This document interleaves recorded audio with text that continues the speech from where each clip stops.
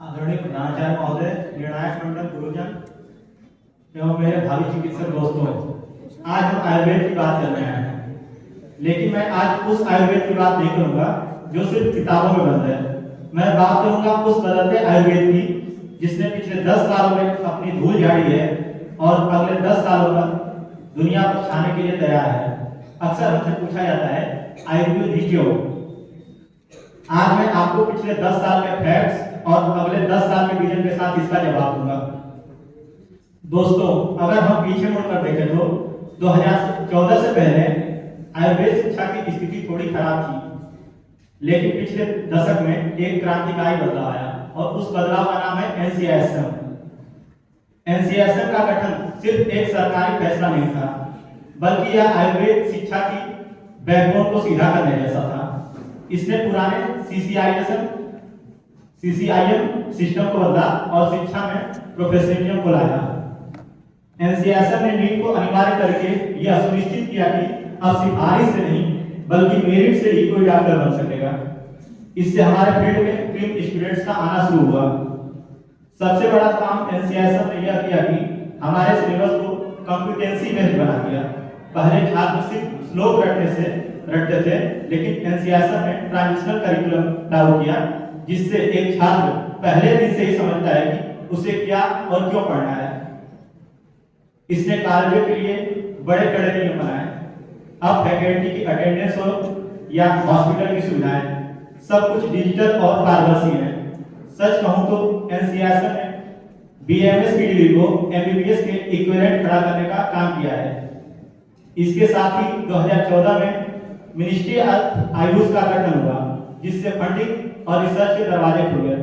National Ayurveda day मनाना global पहचान की पहली शुरुआत थी। फिर आया कोविड-19 का दौर। जब दुनिया डरी हुई थी, तब हमने दिखाया कि गिलोय और अश्वगंधा सिर्फ जड़ी बूटियां नहीं है, बल्कि यह इम्यूनो मॉड्यूलेटर्स भी हैं। एनसीआईएसएम और आयुष मंत्रालय ने मिलकर क्लिनिकल प्रोटोकॉल जारी किए, जिससे आयुर्वेद एविडेंस बेस्ड मेडिसिन की कतार में आ खड़ा हुआ। नींव तो एनसीआईएसएम ने मजबूत कर दी है, अब इमारत कैसी होगी। अगले 10 सालों के लिए मेरा विजन 3AI पर निर्भर है, जो है इंटीग्रेशन, इनोवेशन और इंटरनेशनलाइजेशन। अगले 10 सालों में देखता हूं कि एक बीएमएस डॉक्टर स्टेथोस्कोप के साथ साथ एआई का भी मास्टर होगा। सोचिए, अगर हम पेशेंट की प्रकृति परीक्षण को जीनोम सीक्वेंसिंग से जोड़ दें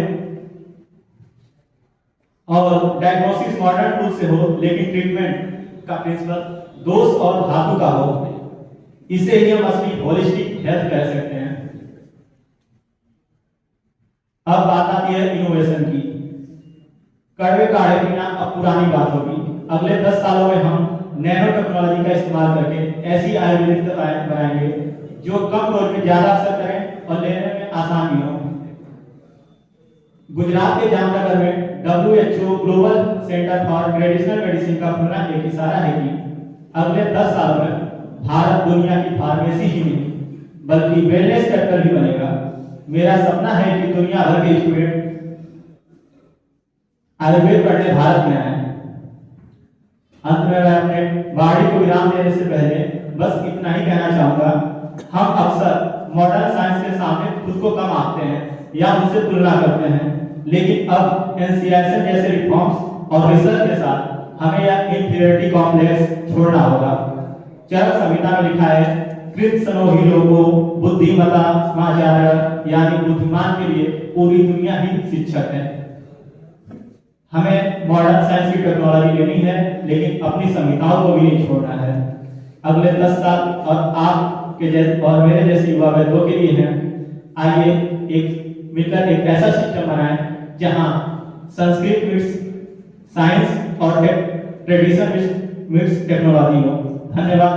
जय आयुर्वेद, जय धर्म।